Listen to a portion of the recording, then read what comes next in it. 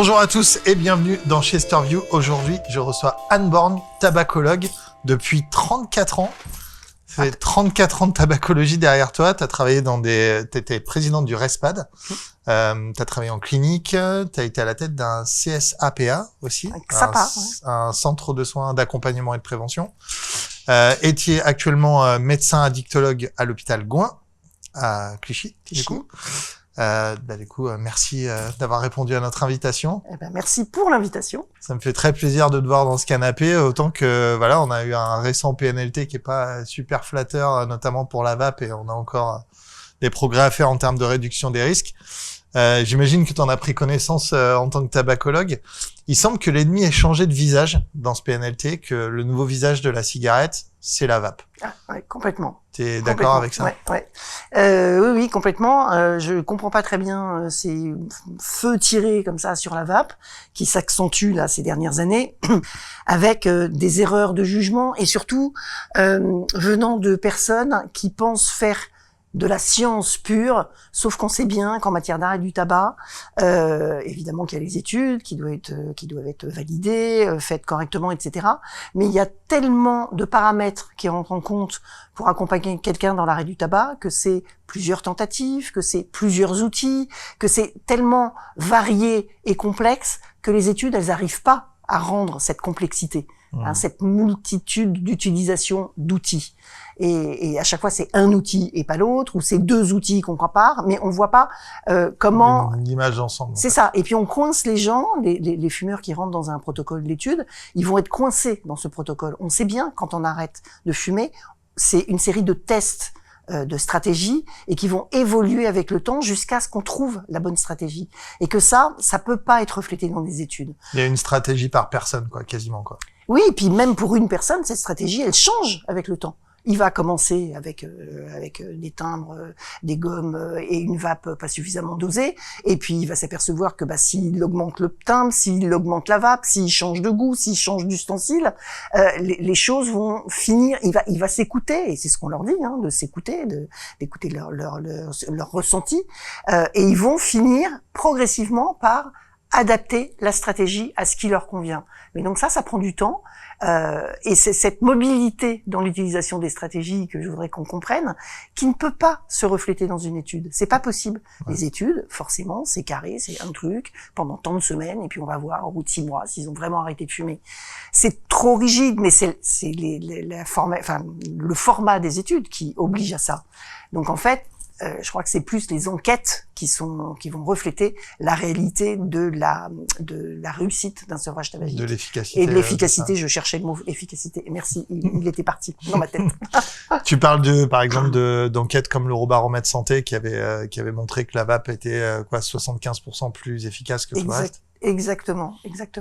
Et je pense qu'il faudrait en plus suivre une cohorte de personnes avec un grand nombre et d'évaluer avec le temps l'évolution de leur arrêt du tabac, et ne pas considérer que s'il y a 3 mois ils n'ont pas arrêté de fumer, c'est un échec. Parce que peut-être qu'à 6 ou à 9, ils auront arrêté de fumer. Ouais. Et donc c'est vraiment sur du long terme, et avec des choses de moins rigides possibles, et la possibilité d'utiliser des stratégies différentes et évolutives dans le temps. Tu penses qu'en France, la réduction des risques, c'est un gros mot?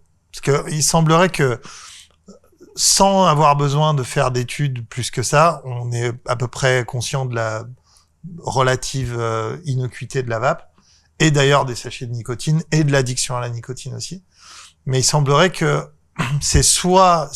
on mange de la salade, soit c'est complètement le diable et faut le bannir, et il y a rien entre les deux, en fait.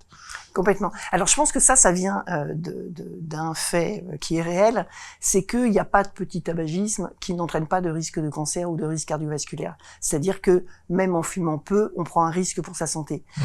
Et donc les tabacologues puristes, scientifiques, vont considérer que donc il n'y a pas de réduction des risques en matière de réduction de consommation de tabac. Sauf que, et moi je le vois dans mon hôpital avec l'expérimentation de la vape, ils n'ont pas tous arrêté de fumer avec la vape, mais ils sont passés de 25 cigarettes par jour à 7, 8, ils sont super contents, ils continuent, ils s'engagent dans le projet, et donc, d'abord, ils ont moins de CO et moins de goudron quand même, donc il y a forcément une diminution du risque pour la santé, même si il en reste toujours un, mais on n'a pas dit abolition du risque, on a dit réduction du risque. Ouais. Et je suis persuadée, et je le vois, que ça va les mener, même ceux qui n'ont pas complètement arrêté de fumer, là, avec l'expérimentation qu'on a fait dans mon hôpital, ils vont s'engager. Ils ont expérimenté quelque chose. Avant, ils fumaient et tout ce qu'ils avaient fait, ça n'avait jamais marché en rien, donc ils avaient tout laissé tomber. Là, ils sont engagés et j'en ai vu qu'on, au début, pas arrêté, puis finalement, ils se sont dit, bah, ça marche bien, je vais arrêter. Alors que c'était pas le projet de départ. Hein. Moi, dans mon hôpital, ils viennent pour l'alcool, les patients, ils viennent pas pour le tabac. Et donc, du coup, le fait de leur donner confiance et que eux, ils prennent confiance dans le fait qu'il y a des choses qui changent avec la vape, finalement, ça les mène à l'arrêt. Ouais. Sauf que là, si, avec les vapes que j'ai distribuées pendant le mois sans tabac, là, si je me place à 15 jours après que je leur ai donné une vape, bah, ils ont pas tous arrêté de fumer. Mais donc tu peux tirer un trait maintenant et dire la vape marche pas. La vape marche pas, voilà. Sauf que, bah, à 1 mois, à 3 mois, à 6 mois, bah, moi je veux bien les revoir et dedans il y en a plein qui ont arrêté de fumer. C'est très évolutif. C'est ça. Des fois tu plantes une graine qui va faire un arbre au bout d'un an, quoi. Mais pour toutes les addictions, c'est ça. Moi, quand j'étais jeune, je disais que il y avait une boîte à motivation dans la tête des gens et que ça se remplissait de messages positifs, messages négatifs, et qu'à un moment, ça débordait et que les gens prenaient la décision de changer leur comportement. Et ben, l'utilisation d'une stratégie avec de la nicotine, quelle qu'elle soit, dont la vape, c'est ce qui va remplir la boîte à motivation avec « Ah, mais il y a quand même un truc qui marche. J'ai pas complètement arrêté, mais... » Voilà, et c'est des éléments positifs de renforcement de la confiance en soi, de la possibilité de réussir, qui va les mener à prendre la décision, même quand ils sont pas venus pour ça. Ouais. Toi, tu travailles avec l'alcool dans ta clinique, tu traites les addictions de l'alcool. C'est à l'hôpital. À l'hôpital, pardon. L'alcool et le tabac, ça coûte respectivement 102 milliards et 156 milliards d'euros à l'État selon le rapport COP qui a été publié sur le site de la FDT. Comment t'expliques la différence de traitement entre le tabac et l'alcool en France? Parce qu'on a un PNLT, on a un plan national de lutte contre le tabac. On n'a pas de plan national de lutte contre l'alcoolisme, qui est quand même relativement prépondérant en France. On ne demande pas à la bière d'avoir aucune saveur pour pas que les jeunes y arrivent. On parle pas d'effet passerelle, on parle de rien du tout. Comment t'expliques ça? Bah, l'alcool, moi je le vois tous les jours avec les patients que je reçois, on fait des groupes, etc. Et donc leurs difficultés, ils les expriment. Il y a très peu de campagnes de prévention sur l'alcool. Voilà, il y a et tous les patients en groupe te disent ah bah ouais, mais il y a un lobby alcool tellement puissant en France que il y a ça. Donc le lobby des alcooliers, la culture alcool en France, et puis la méconnaissance et l'espèce de jugement de valeur qu'on pose sur une personne qui a un problème avec l'alcool. Et ce qui fait que les gens vont se cacher pendant très longtemps de leur consommation d'alcool. On se cache pas de sa consommation de tabac. Donc, et on se vante d'avoir arrêté le tabac. On dit j'ai arrêté le tabac, c'est super. On dit pas j'ai arrêté l'alcool. Et donc, je crois que les produits et leurs conséquences, il y a qu'une conséquence qui est similaire, c'est la mort ou les maladies que ça entraîne. Mais sur le comportement, sur la vision sociétale des deux produits, c'est complètement différent. Et sur les actions du coup du ministère de la Santé et de Santé publique France pour les campagnes. On a vu qu'il y a une campagne sur l'alcool qui a été supprimée parce que les alcooliers s'y sont opposés. C'est quand même fou. Ouais. C'est quand même dingue. Ouais. Voilà, c'est incroyable qu'on arrive à avoir de l'ingérence à ce niveau-là, quoi. Mais ouais, ça me choque beaucoup en fait, et spécialement quand on arrive sur le débat des arômes. Puisqu'on dans le PNLT justement une des mesures phares de ce plan national, c'est justement de limiter l'attractivité de la vape à travers des taxes, du paquet neutre, suppression des arômes, voilà, toutes les mesures qu'on pourrait appliquer au tabac, alors que c'est un excellent moyen de sevrage, probablement le meilleur d'ailleurs qu'on ait à notre disposition à l'heure actuelle, mais on demande pas ça à l'alcool. En miroir, on demande jamais ça. Et puis on se dit pas non plus comment les jeunes fument. D'ailleurs, on regarde pas le tabagisme des jeunes, quoi. C'est assez déroutant. Et comment les jeunes boivent. Ouais. Pareil. Et comment les jeunes boivent. On parlait justement, tiens, de l'effet passerelle. Il semble que ce soit le point principal de ce PNLT, c'est de dire la nicotine sous toutes ses formes, c'est pas bon, et on veut augmenter l'âge du premier usage de la nicotine, donc il faut rendre tous les produits à la nicotine non attractifs. On va supprimer les sachets de nicotine, on va supprimer la vape, etc. Est-ce que tu y crois, toi, à cet effet passerelle en tant que tabacologue? Est-ce que c'est un truc avéré? C'est pas du tout avéré. Et les dernières enquêtes escapades de l'OFDT montrent que le tabagisme des jeunes diminue très fortement. Tous les ans, il diminue.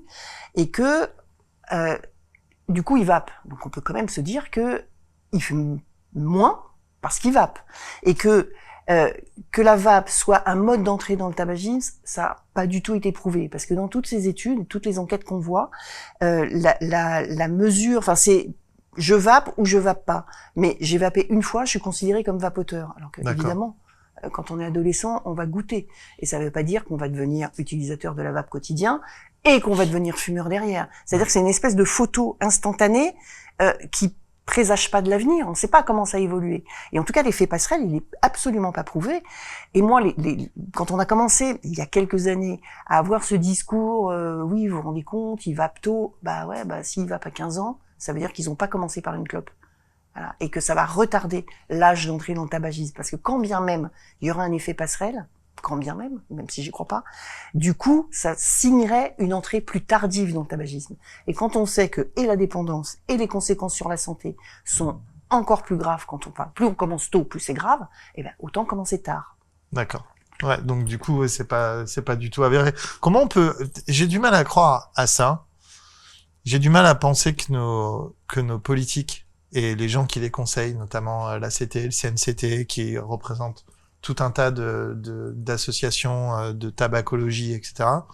J'ai du mal à croire que ces gens ne soient pas conscients de ça, du fait que l'effet passerelle n'existe pas. Le professeur Dotzenberg en a récemment débunké 23. Juste 23, quoi. Ouais. Et j'ai du mal à croire qu'ils aient pas ces données-là, en fait. Donc, pourquoi pousser cet agenda il y a un effet passerelle sur la vape, alors que c'est complètement faux, voire même complètement à l'inverse, même. Je pense que l'Alliance contre le tabac, c'est une association qui regroupe un tas d'associations, c'est devenu le conseiller du ministère de la Santé en matière de tabac. Le problème, c'est que les autres qui ne sont pas d'accord, on fait pas assez de bruit. Et donc, il faudrait qu'on fasse plus de bruit. Donc, il y a William Lowenstein qui a fait une tribune dans Le Monde, là, récemment. Avec SOS Addiction, justement. Avec SOS Addiction. Qui n'a pas été consulté pour le PNLT. J'ai cherché, mais j'ai pas trouvé. Non, c'est l'Alliance. Alors l'Alliance, c'est dommage parce que l'Alliance, moi j'ai participé à sa création, l'Alliance, il y a, je sais plus, 10, 15 ans, je me rappelle plus. Quand elle s'est constituée, c'était toutes les associations qui avaient une action en lien avec le tabac. Dedans, il y avait le RESPAD. Donc c'est comme ça que moi j'ai participé à l'Alliance. J'ai arrêté d'aller aux réunions, mais j'ai peut-être eu tort parce qu'il aurait fallu que ceux qui s'opposaient continuent à faire entendre leur voix. Mais pour le ministère de la Santé, il y a un interlocuteur, c'est l'Alliance contre le tabac, parce que il considère que c'est l'association représentative de toutes les associations qui œuvrent contre le tabac. Et que dedans, il n'y a aucune association qui prône la réduction des risques ou qui va défendre la vape. On voit bien la Société française de tabaco aussi, la société francophone maintenant de tabacologie, et quand même... DNF. Un droit des non-fumeurs, ça fait longtemps je suis pas d'accord avec tout ce qu'ils disent. La SFT... Alors ça a changé, t'as vu, c'est demain sera non-fumeur maintenant. Plus droit des plus droit des non-fumeurs. Ouais. Bon, à l'époque, ils ont eu des actions sur le respect de la loi Evin qui était plutôt pas mal parce qu'ils allaient en justice pour faire respecter l'interdiction de fumer dans certains lieux publics. C'était leur rôle, mais c'est pour ça que ça s'appelait droit des non-fumeurs. C'était faire respecter le droit. Et puis en fait, ils ont évolué vers du conseil en santé publique. Mais à l'époque, c'était des juristes qui étaient dans cette association ou des non-fumeurs. Enfin, c'était pas des gens représentant la santé et représentant la prévention et les connaissances un peu scientifiques qu'on a besoin d'avoir pour pouvoir mener ces discussions et ces réflexions. Mais du coup, tu vois, moi, quand j'étais présidente du RESPAD, je n'y suis plus depuis 2021, je crois, 2021, ça fait 2 ans, j'avais demandé à ce que le RESPAD sorte de l'Alliance à cause de leur prise de position avec lesquelles le RESPAD était absolument pas d'accord. Donc, faudrait que j'appelle le directeur pour savoir si ça a été fait ou pas, mais on était tellement... du coup, force d'opposition, mais sans être entendu, qu'on participait plus. Donc, du coup, il fallait enlever le nom de la liste des associations de l'Alliance contre le tabac. Si c'est pas pour écouter les membres, hein, autant pas faire partie de l'Alliance. Et je comprends, enfin, quand je lis des positions de l'ACT, l'Alliance contre le tabac, ou que j'entends son président, donc Loïc Josserand, que j'ai connu il y a très très longtemps. Il était interne quand je l'ai connu, donc on était jeunes tous les deux, mais je suis plus vieille que lui. Et quand je vois, enfin voilà, ces prises de position qui nous paraissent pas réfléchies, enfin pas nuancées. Il y a pas de nuance du tout. Il y a pas de peut-être. C'est comme ça. Il faut interdire la vape. Enfin avec Il est parti en croisade, quoi. Ah mais c'est ça. C'est une croisade. Mais c'est. On le sent, quoi. J'étais à la conférence de presse de Madame Pasquini et Monsieur Lozana qui ont déposé l'amendement contre la PPL contre les puffs, là. Et Loïc Josserand était là. Et à chaque fois que Lozana disait la vape c'est quand même, faut faire attention, faut quand même pas trop réduire l'attractivité non plus, c'est quand même un bel outil pour arrêter de fumer, il l'a dit pendant la conférence de presse. Donc finalement même quelqu'un qui pose un amendement sur une PPL sur les puffs et qui cherche à les faire supprimer est conscient de l'efficacité de la vape, et ça a été encore redit à l'Assemblée quand ils ont présenté la loi. Et à chaque fois Loïc Josserand qui roule des yeux, avec ses yeux qui font 3 tours derrière la tête quand il entend la vape est un bon moyen de sauvage. Et je me suis dit, mais c'est pas possible, quoi. C'est un médecin, et il a travaillé à l'ACT, il le sait, quoi. Il a les stats. Du coup, dans sa vie professionnelle, il est professeur de santé publique, Loïc Josserand. Je ne sais pas s'il voit des patients fumeurs, s'il fait de la consultation de tabaco, j'en sais rien. Peut-être ce qu'il disait, genre, on n'arrête pas de fumer avec un arôme tagada de soin de soin, quoi. Ah bah si, justement, c'est l'arôme tagada de soin de soin qui fait tout son intérêt. Et puis en plus, il y a eu des études qui ont montré que ceux qui persistaient dans leur abstinence tabac, c'était ceux qui avaient utilisé des arômes et pas ceux qui avaient utilisé des goûts tabac. Les goûts tabac ramenaient à la consommation de tabac. Et d'ailleurs, c'est pour ça que là, dans les vapes que j'ai eues pour le mois sans tabac, il y avait 0 goût tabac. Et les personnes, les patients et mes collègues, les gens du personnel qui sont venus pour obtenir des vapes, ça a eu un succès énorme dans tout l'hôpital. Je suis ravie de cette expérience, franchement. Sauf que ça m'a mangé beaucoup de temps parce que c'était toc toc, je peux vous voir. On m'a dit que vous pouvez me donner une vape et c'était toujours entre. T'as tenu un shop de vape. Oui, non mais oui. Et au début j'avais un carton, j'ai même pas eu le temps de les ranger, donc je fouillais. Enfin, et là, j'ai réussi à les ranger à un moment parce qu'il y en avait moins. Du coup, le stock avait diminué et donc j'arrivais à dire là du 20, du 10 et tel fruit, etc. Mais quand certains patients me disaient vous avez pas de goût tabac, je disais non, j'ai pas de goût de tabac, et je leur expliquais pourquoi il y avait pas de goût tabac. Et après ils revenaient me voir en me disant mais c'est génial, jamais tout seul j'aurais été prendre un arôme fruité. Si j'avais été en boutique j'aurais demandé un goût tabac, mais c'est vachement bien le goût fruité. Et ça c'est complètement un autre comportement que ce que j'avais, et une autre sensation que ce que j'avais en fumant, mais j'ai plus envie de fumer. Et là, on se débarrasse vraiment du truc, quoi. Ouais, c'est ça. Et t'as des études là-dessus sur le fait que quand on prend de l'arôme tabac, on est plus susceptible de rechuter Il y en a au moins une, j'ai pas la référence en tête, mais je pourrais la rechercher. Okay. Mais il y a au moins une étude qui montre que c'est les personnes qui utilisent des arômes fruités qui vont rester abstinents, et que quand on utilise le goût tabac, on revient plus facilement vers le vrai tabac. D'accord. Et le plan du gouvernement, c'est donc de faire que de la vape tabac. Ah oui, mais c'est complètement dingue. Pour pas que les jeunes s'habituent à un goût fraise, mais plutôt à un goût de clope, comme ça, quand leur vape marche pas, ils se mettent à fumer. L'idée, c'est que... C'est ça l'idée ou... Non, l'idée, c'est que le goût tabac, c'est l'idée qu'ils ont, va moins attirer les jeunes. Alors que les trucs super jolis, fraises, tagada, machin, plein de soins, comme tu dis, ça va donner envie aux jeunes, avec le packaging, etc. Et que ça les fasse rentrer dans la vape. Mais s'il y a plus de fruits, c'est pas grave, ils vont prendre le tabac. Enfin voilà, ça change rien. Ils prenaient les clopes avant la vape, en fait. Ou s'il y a plus de vape du tout, ils prendront des clopes. En fait. Ils prendront des clopes. Parce que les clopes, ça a quand même pas bon goût. Et on a tous commencé à fumer comme ça. Et c'était pas bon, donc, ça faisait tousser. C'était un goût tabac, c'était pas un goût banane, hein, qu'on soit bien d'accord. Exactement. Ouais. Donc, enfin, cette théorie aussi est absurde. Complètement. Moi, j'ai commencé à fumer il y a longtemps, donc j'avais 14 ans et demi. Ouais, c'est ça, en fin de 3e, donc 14 ans. S'il y avait eu la vape, bah, peut-être j'aurais fait le choix de la vape à l'époque. Et tant mieux. Ah, moi aussi. Et tant mieux. Bah oui, évidemment. Moi aussi. J'aurais choisi la vape avant la clope, bien entendu. Bien sûr. Ça, c'est une évidence. Est-ce que tu penses qu'on a des anti-vapes dans notre pays? Des gens qui sont parfaitement hygiénistes et juste anti-vape? Ah, moi, je pense qu'il y a des gens... Sans raison. Parce que, alors, ils vont chercher des arguments, qui sont scientifiques et sans souplesse. enfin, je sais pas qui sont rigides. Et donc, ils vont pas voir à la périphérie ce qui se passe. Et surtout, ils étudient des textes, pas des gens.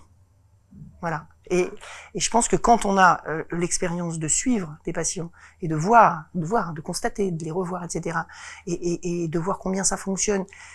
Je disais, moi, les patients à l'hôpital, ils sont alcoolodépendants, ils sont venus pour un sevrage alcool pour la 3e, 4e fois, etc. Ils ont éventuellement des comorbidités psychiatriques, quelquefois des vies extrêmement compliquées. Te dire que la vape, ça marche pour qu'ils arrêtent le tabac, c'est quand même extraordinaire.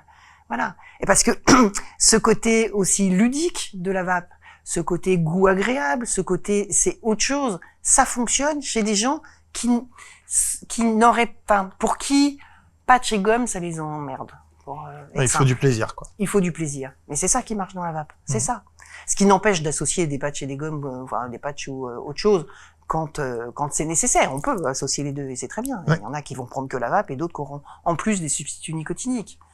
Mais non, il y a une espèce de rigidité, d'opposition systématique avec des gens qui restent sur leur position, avec, je dis, un manque de réflexion à la périphérie. Quoi. Ils sont un manque d'empathie, c'est une déconnexion du monde réel, un peu comme quand on est très riche et qu'on a du mal à comprendre ce que c'est que de pas avoir d'argent ou de pas pouvoir boucler ses fins de mois. Est-ce que tu penses que c'est ça, mais dans le monde des médecins? En fait, des médecins qui sont trop loin maintenant, qui sont plus en contact des patients. Oui, alors il n'y a pas que des médecins à l'Alliance. Hein. Il y a des médecins, mais il n'y a pas que ça. Hein. Il y a aussi d'autres professions, ou des chercheurs, ou des juristes, etc., qui sont pas du tout dans le monde médical. Oui, je pense que, tu sais, quand tu attrapes un combat et que tu t'enferres sur ton combat, et que tu vas pas aller chercher ailleurs, puis que c'est difficile de changer d'avis quand même quand on est dans ce combat-là. Ouais. Surtout quand on est persuadé qu'on a raison. Et qu'on n'entend pas les arguments des autres. Ouais. Et ça, c'est tellement contraire à la méthode scientifique, ça. C'est ça qui m'ennuie le plus, je pense. C'est surtout contraire à l'accompagnement de personnes humaines. On sait bien que on a besoin de la science et des études scientifiques pour avancer en médecine, pour découvrir des choses, pour être rigoureux. Il faut des protocoles, etc. Mais on n'avance pas si on se remet jamais en question. Exactement. Exactement. Ça a été, alors c'est Lowenstein, William en parlerait beaucoup mieux que moi, parce qu'il l'a vécu, mais ça a été aussi l'expérience de la réduction des risques pour les consommateurs d'héroïne, enfin d'opiacés, et avec le refus de toute une classe de médecins, de la méthadone, de la méthadone, de la substitution opiacée. Et on voit qu'aujourd'hui c'est passé, et qu'heureusement qu'elle est là, et que maintenant, oui, voilà. Ouais. Et là c'est un peu pareil. Le changement, on sait bien que comme je disais au début, c'est difficile de prouver quelque chose dans une étude rigoureuse, avec un protocole fermé en matière de changement de comportement et en matière d'addiction. Ouais, voilà. Parce qu'il y a une part de psychologie et de côté unique de chaque personne, quoi. Mais tu sais, les substituts nicotiniques, quand ils sont sortis en 92, 93, je sais plus, on avait aussi des protocoles super rigoureux. C'est-à-dire que c'était un patch, on mélangeait pas les formes entre elles, et c'était 3 mois de traitement. Un patch, on diminue, et pouf, on n'avait pas le droit de faire autre chose que ça. Ouais. Et comment ça a changé? Parce que les tabacologues, on s'est aperçu que ils étaient toujours en manque avec un seul patch, et qu'on s'est dit, tant pis, on n'a pas le droit, mais on va essayer d'en mettre 2. Voilà. Ou d'associer des gommes avec. On voyait bien que c'était après manger qu'ils avaient envie, donc peut-être une gomme ou une pastille, après manger, ça leur ferait du bien. Et comment on a appris ça? En écoutant les personnes qu'on a en face de nous. Et on voit que ça a fait évoluer les recommandations, et que maintenant, les substituts nicotiniques, heureusement, on peut les utiliser largement, avec la dose qu'il faut, en mélangeant les formes. Il y a même eu des études après qui ont montré que mélanger les formes, c'était plus efficace. Et moi, je considère que dans les formes de substituts nicotiniques, il y a la vape. Voilà. Et que ça doit faire partie de cette palette. Avec une échelle de réduction des risques, de la clope qui est tout en haut jusqu'à une gomme qui est tout en bas, quoi. Ouais. Et des trucs entre les deux, quoi. C'est ça, c'est ça. Moi, je vois dans ma vie familiale, enfin, dans ma famille, ça va, ils sont formés maintenant, mais des amis que je rencontre occasionnellement, qui me disent, ouais, on sait pas tout sur la vape, quand même, ça fait pas très longtemps que c'est là, peut-être c'est dangereux. Et donc à chaque fois, je dis le tabac c'est 100%, la vape c'est moins de 5. Donc en effet, c'est pas 0, mais c'est moins de 5. Je dis moi entre les deux, je préfère le moins de 5. Ouais, Voilà. ouais, c'est clair. Et que l'argument ça fait pas longtemps, bah si, ça commence à faire un petit moment quand même. Ouais, Voilà. j'essaye de pas C'est trop pas y vrai que ça penser, fait pas longtemps. si ça me rajeunit pas, mais en effet, ouais, ça commence à faire un petit moment, quoi. Je voulais finir avec toi sur la hausse du tabac et sur l'inégalité sociale que ça représente et l'efficacité de ça. T'es tabacologue, tu vois des gens qui sont addicts au tabac depuis 34 ans, donc t'as quand même un tout petit peu d'expérience là-dessus. Pourquoi tu dis 34 ans? Je suis en train de réfléchir. Ah bah parce que j'ai compté. T'as compté? Ah bah ouais. T'as commencé en non même pas. T'as commencé en 89, c'est ça? Ouais, 89. Première consultation tabaco à l'hôpital Jean Verdier. Ouais, voilà. 89. Ah la vache. Donc ouais, 34. J'en ai 44, donc tu vois. T'as commencé à faire de la tabacologie, j'avais 10 ans. Ce qui est assez fou. Donc ouais, on disait par rapport au prix du tabac, je trouve que cette mesure, enfin, je suis peut-être pas le seul, mais d'augmenter le prix d'€1, ça va beaucoup affecter des classes les plus défavorisées de notre société qui fument plus que les classes plus, entre guillemets, plus favorisées, plus éduquées. Je pense que c'est un manque d'éducation et pas je parle pas au sens académique, mais au sens sociétal avec les risques du tabac et prendre soin de son corps, etc., qui sont des choses peut-être moins importantes. Toi, dans tes consultations, est-ce que tu as vu des gens qui t'ont dit « Ah, j'ai arrêté de fumer parce que c'est trop cher » ou est-ce que c'est des gens qui vont acheter des clopes quand même, mais se priver d'autre chose, de manger, de boire, de faire autre chose? Les deux, mon capitaine. Le problème, c'est que cette augmentation-là, elle est ridicule parce que elle va en effet gêner les gens et qu'elle sert à rien. C'est-à-dire qu'elle n'est pas assez importante. Les économistes ont montré depuis très longtemps que pour diminuer le tabagisme de 10%, il faut augmenter le prix du tabac de 20%. Et là, avec 1 euro, on n'est pas à 20%. Ah non. Et que ce qui fonctionne pour réduire la consommation de tabac, c'est une augmentation franche, massive et régulière. Et parce que sinon, en effet, il y a une espèce d'élasticité. Les gens s'habituent à l'augmentation parce que finalement, 1 euro, c'est pas grave, je vais mettre 1 euro de plus. Sauf que, au bout d'un moment, 1 euro régulièrement, on voit que le prix du tabac, maintenant, ça va passer à 13,50, c'est ça, à peu près, la moyenne. Annoncé 13 euros à la fin de l'année, je pense. C'est ça, 13 euros. Enfin, fin 2024. On se dit que c'est énorme, mais que, comme on passe de 12 à 13, c'est pas très différent. Non. Si on était passé de 5 à 15 il y a longtemps, voilà. Là, c'est un autre mur. Exactement. Et donc, pour répondre à ta question, en effet, ça incite plein de fumeurs à arrêter de fumer, qui disent, parce que c'est le dernier argument qui va leur permettre de prendre la décision. Mais également, il y a des personnes qui sont dans des situations de précarité sociale, médicale, psychologique, familiale, etc., qui sont pas en capacité de trouver ce qu'il faut pour arrêter de fumer et qui donc vont poursuivre leur tabagisme en achetant du tabac de contrebande ou de plus mauvaise qualité. Ils vont trouver des solutions ou alors ils vont en effet dépenser la majorité de leur budget dans l'achat de tabac. Donc du coup, ça veut dire une mesure toute seule en matière de lutte contre le tabac, une mesure, elle est jamais efficace seule. C'est un panel de mesures qui vont permettre, si elles arrivent ensemble et qu'elles sont coordonnées, là on voit bien que les précaires, il faut faire tout pour qu'ils achètent pas du tabac quand même, donc il faut aller cibler l'aide à l'arrêt du tabac, l'incitation, l'accompagnement vers ces populations-là, parce que c'est eux qui vont se retrouver le plus en difficulté et qui en effet vont se priver de viande ou de nourriture correcte pour pouvoir se procurer du tabac. Donc en fait, alors il y a des choses qui ont avancé quand même. Hein. Je te rappelle qu'à un moment, les substituts nicotiniques, ils étaient payants.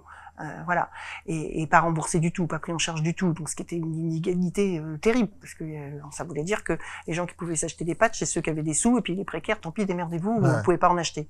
Donc maintenant, on a pu cet argument-là.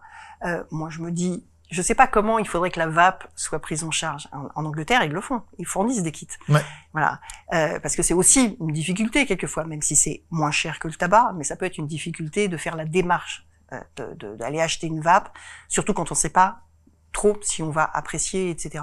Bah, surtout si on a notre gouvernement qui est toujours en train de jeter le doute aussi. Parce que ça. Quand on voit l'opinion publique des gens sur la vape, dans le sondage IFOP qu'on a fait là très récemment, elle est désastreuse. Bah, bien sûr. Et Ouais. il y a fort à parier que elle est plus positive chez les gens qui ont un revenu plus élevé, entre guillemets, Bien puisqu'ils sûr. se renseignent, ils ont Internet, ils font leur truc, et beaucoup plus négative chez les gens qui disent, je vais pas mourir du cancer électronique. Et du Ou faut cancer, bien mourir de quelque chose. du cancer électronique, j'adore, Voilà. j'avais jamais entendu. Ouais, ça, c'est, Cette en gros, expression. c'est, tu vois, et on retrouve encore cette inégalité. Donc c'est vrai que encore une fois, quand je lis ce PNLT et quand j'écoute la CT parler, le CNCT, et quand je lis leur communiqué, je Tu comprends pas? Ouais. comprends pas. Je Non, suis non, moi non dans plus. l'incompréhension totale. Moi non plus, je comprends pas et ça m'énerve. Très bien. Mais tu vois, enfin, Moi aussi. l'idée des kits, je reviens sur les kits VAP. C'est exactement l'expérience que j'ai menée dans mon hôpital ce mois-ci, là, pendant le mois, profitant du mois sans tabac, de donner un kit à des gens qui n'auraient pas fait la démarche, peut-être pas ou sûrement pas fait la démarche d'aller dans une boutique, ne connaissant pas comment ils allaient réagir, ils auraient pas été investir même dans un produit qui coûte pas très cher. Du coup, là, de leur avoir donné, il y en a plusieurs qui m'ont dit c'est super, ma batterie marche plus ou je sais pas quoi, vous en voulez une autre? Non, je suis allé en boutique, j'en ai pris une. Donc ils sont allés en acheter une plus perfectionnée que ce que je leur avais donné, qui était du matériel très bien mais un peu basique. Et le fait que je leur ai donné un kit, du liquide, qu'ils ont testé et qu'ils ont vu que ça marche, ils ont fait la démarche d'aller acheter une vape qui sera plus durable dans le temps. Et Ça a lancé la balle, quoi. mais ce serait au ministère de la Santé de faire ça, de pouvoir proposer des kits. Alors, ils en sont pas là.